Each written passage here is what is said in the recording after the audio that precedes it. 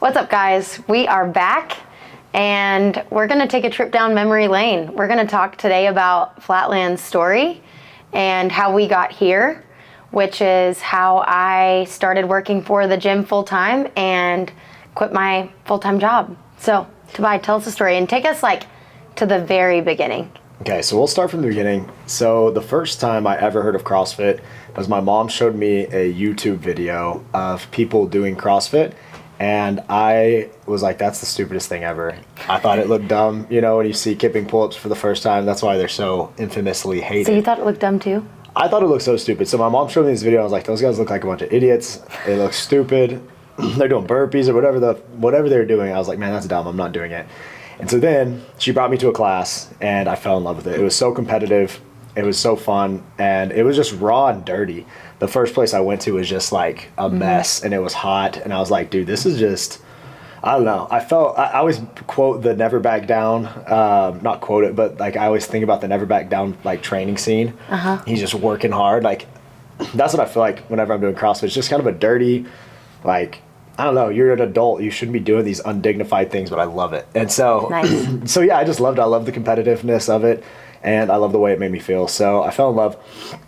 My senior year, we had to choose a senior seminar project. So you, what that is basically for the whole year, you pick one massive project that you have to focus on. And so I chose my senior seminar project to get my CrossFit Level 1 training certification, because I was like, oh, that'll be cool.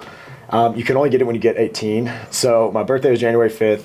So January 27th, I went to go get my certification. Oh, dang. Yeah, so it was You were fresh 18. Yeah, fresh 18, just got into it. So after that, we were done with football season, and we were seniors in high school.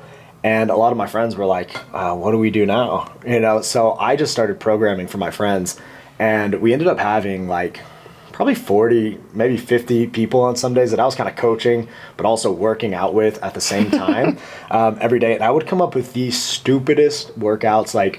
We did 1 month where we did all hero wads and benchmarks, and it was just I remember daunting. I was there. Yep. Bailey was one of my first people. But it was just dumb. And every day I just tried to top the next dumb thing we could do. And it was a lot of fun. We learned a lot, and I was an awful coach, the worst. But then what happened is all the parents of my friends started approaching me, and they're like, dude, is there anything you could do for us? We don't have a group class in shallow water. And so I was like, sure.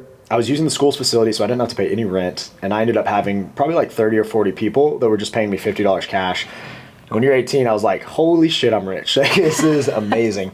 But looking back now, we were beating the crap out of our equipment. I feel bad for them. And we paid no rent. They didn't make me pay rent. So as soon as I graduated, awesome. They were like, hey, you have to start paying rent. And I was like, dude, F you. No way. And then they just eventually kicked me out. They're like, dude, you can't be here anymore. And I didn't really realize how good of a opportunity I had at the time. But there was another gym in Lubbock that was just getting started. Britt and Don Cox and a guy named Matt. They all kind of started this gym called 321 Go Fitness. And at the time, I believe they were donation based. So what I did was brought my people over. That were already paying you. And they were already paying me. And so I brought them over to the gym. And for a while, it was kind of a weird deal where they were still paying me, but they were using their facility. So it's kind of weird. And then eventually we just merged together and man, do you want to be co-owners of this thing with us? And let's just put your members in with everybody. And so that's what we ended up doing. And That was kind of how I bought in. So I didn't have to buy in with any money, kind of just sweat equity. And I was coaching some of the 5 a.m. classes for them and helping them coach. I loved coaching at the time. I still love coaching, but at the time I was like, dude, really I'll coach whatever. So I brought all our members over. And then eventually Brent and Dawn were moving. And so they moved away. And from there, I didn't have to really buy them out. The gym was not making a ton of money, to be honest. I remember my dad at the time was like, dude, do not take this thing on. It's a hassle. It's not worth it. It wasn't doing horrible, but it was kind of just I don't know. It's just a break even. I think I remember you paying when they approached you and offered this to you. They were like, we really just need you to pay the legal fees to get them taken off the LLC. Yeah, something like that. And then I think I gave them a rower and a barbell from the gym and stuff like that. So it was a really good situation for me. And then, I think in that situation, some people are like, man, you're so lucky. But also I worked really freaking hard for that gym, and I like helped grow it. And then I just became more passionate. I was like, man, what can we turn this into? And I mean, I didn't know anything. I think I was like 22 at the time. And I think you were younger than that, because remember you took 2 years off of college to finish. Yeah, I think I took time might off have been college. 21. I slowed down for sure. I was paying for college out of pocket, so I wasn't doing any loans or anything like that. And my dad would help me out with some of my college as well. But yeah, so that's kind of how it started. And we've been in 3 different locations. So we started on this building in Lubbock, in central Lubbock. It was like 50th and Indiana. What was the rent? And I think the rent was like $850 per month. Holy shit. It was nuts. And then at the time, I think I looked at, like, I think I asked like the owner of the place, like how much he would sell it for. And it was like $800,000. And I was like, that's so stupid. That makes me sick. But let me just tell you something about real estate. If it sounds stupid today, it won't sound stupid tomorrow. So looking back now, I'm like, man, I really wish I would have bought that building, found a way. Yeah. I mean, when I was the age I was, there was just no way that I could have figured that out. I mean, there probably was, but I didn't know. You know, you don't know what you don't know. Then we moved out to this place in Wolfforth, and it was a nightmare. I hated it more than anything. I think our rent out there was about like $1,300 or $1,400, so the rent was affordable, but it was just a freaking mess. We had a Clichy parking lot. Oh, Lord. And it was remember. terrible. I don't know why anybody paid us to be out there, to be honest. I think our membership at the time was like $80 per month. There also was no like central heating, and so we would have to use these like diesel portable heaters, and people would get, I'm sure, high while they were working out at the time. Yeah, so yeah, it was wild out there. It was a mess. You could not keep it clean. Anytime somebody drove by, it would just be like a cloud of dust would come all over our mat. We didn't even have mats. We were just working out on concrete. So we got out of at least, I was miserable over there. I wanted to quit, and I was like, I don't want to be in this anymore. So I approached our landlord, and I was like, man, I got to get out of this lease because like this sucks out here. And so I ended up like finding somebody to sublease it from me. It was like a whole mess. And then that guy ended up being like fraudulent. It was like A cluster. I feel bad for that landlord, honestly. Because again, I didn't know anything. Like, I don't think I signed the lease, actually. I think Britt and Dawn were the ones that signed the lease. And so, I mean, I didn't really know What was going on? Like, I still don't know. I don't know shit about fuck. That's that, like, Ozark quote. And I still don't. But then, so we started looking around, and I found the place that we're currently in. We've been here on 50th and the West Loop now for 7 or 8 years. Long time. And it's been awesome. It's been really, really good. It's a great location. The rent is honestly pretty affordable. And it was cheap for a really long time. It's been cheap for like 5 or 6 years. But yeah, so that's kind of how we got to where we are. And it's just been a learning process throughout the whole thing. Like, looking back at some of the things that we did back in the day is just kind of crazy. So it's come a long way. I've learned about taxes, but I got pretty behind on taxes, like $6,000 or $7,000 or something. Turns out you don't get arrested. I was like, oh my gosh, I'm gonna get screwed, but I don't have the money. I don't even know how to file it. So I had to learn how to like file this unemployment tax and like back pay all these things. I think I had like a $3,000 or $4,000 penalty of taxes that I had to pay. Which is the cost of learning, you know, it's the price of learning sometimes. And yeah, so it's been a cool journey, but that's kind of how it started. Some people call it luck. And then I say, well, look at all the gyms in CrossFit Lubbock, or in Lubbock that have closed down. Yeah. Were they not lucky? I don't know. And maybe I am lucky. I think you are lucky, but I also think like, I don't know, you have to have a passion for people. And I don't think this job is for everybody. And I think you see a shit ton of these CrossFit gyms closing down because they don't understand business and they don't know how to learn it. And I will be the first to say that I still don't understand business very well. And the more that I feel like I learn, I'm like, oh my gosh, I know nothing, you know? And yeah. The more you know, the less you know. So then I think about, I don't know, me and Bailey have always talked about like her quitting her job and working here, but it just didn't make sense financially. But one day we were just like, well, we're not pouring into this thing. Like, we have an opportunity here to like do something awesome. And it still didn't make sense financially, but we were like, fuck it. Like, let's quit your job and come work here. Like, I always needed help. I felt like I was doing a bunch of things half-ass or okay, but that was my capacity. So it was like coach classes, try to teach coaches, like make sure you're doing payroll, like you gotta have a website, are you doing your social media? So it's a lot. I'm not trying to complain, but I was just doing a lot of things not very well. And I needed full-time help, but we couldn't afford full-time help, or I didn't think we could. And so I was like, well, it's just something that like we're never gonna have. And then I was like, the only way that we can do this is like, we have some savings. Why don't we hire Bailey, who's fantastic, who works at Lulu and tells me all the things she's doing at Lulu. And yeah, so I'll kind of let you talk about your journey of getting in here. Yeah, so before here, I was working full-time at Lululemon in management and retail management. So I did a little bit of guest experience work. I did some operational work. So like organization, profit and loss, labor, and really just leading a team of what started as 20 people up to, I think, the most I ever managed was 45 or 50. So I really just took all of those things and kind of used my knowledge to create systems. And we cleaned a couple of things up. It took us a couple of months to get some things cleaned up, like how do we manage social media? How do we systematize things? How do we schedule things so we can sit down and do them all at one time and they just come out? Well, we definitely have opposite strengths too. Like the strengths that I have, Bailey has different strengths. So that's been really nice because I think they're kind of complementary.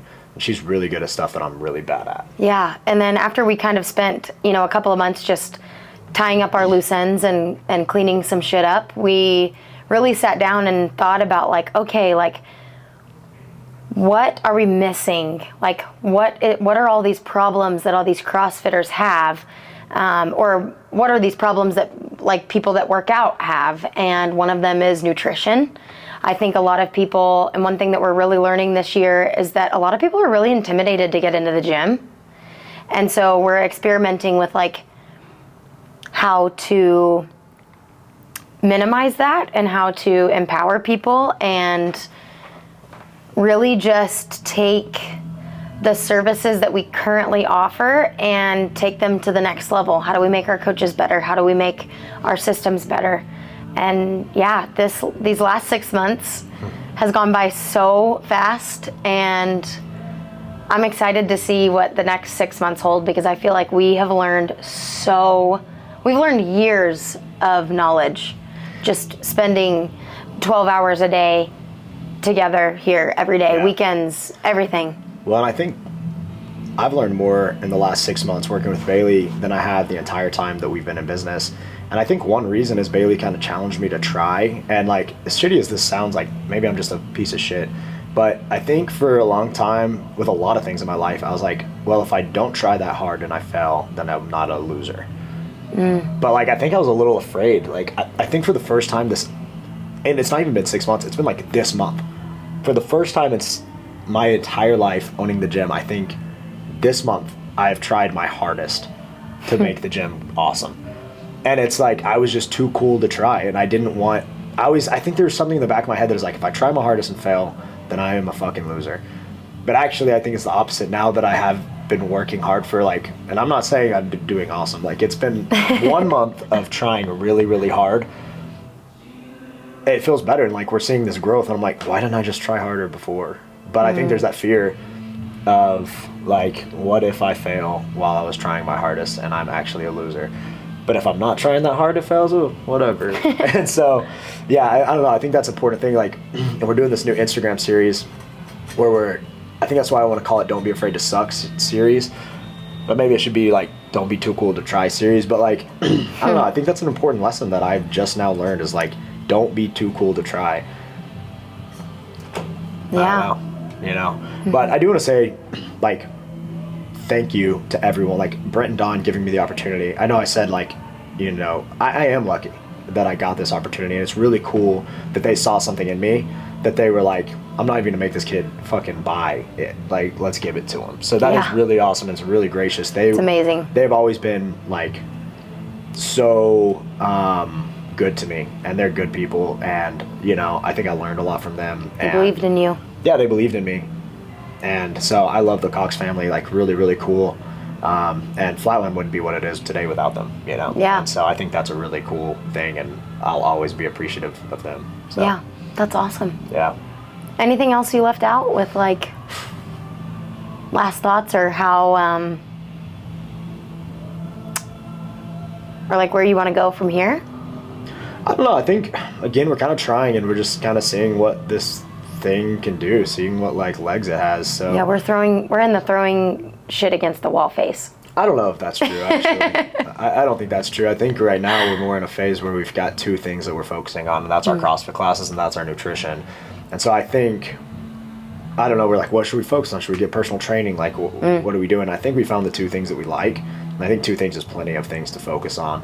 Yeah. And so now I think we're trying to do less better and more focused.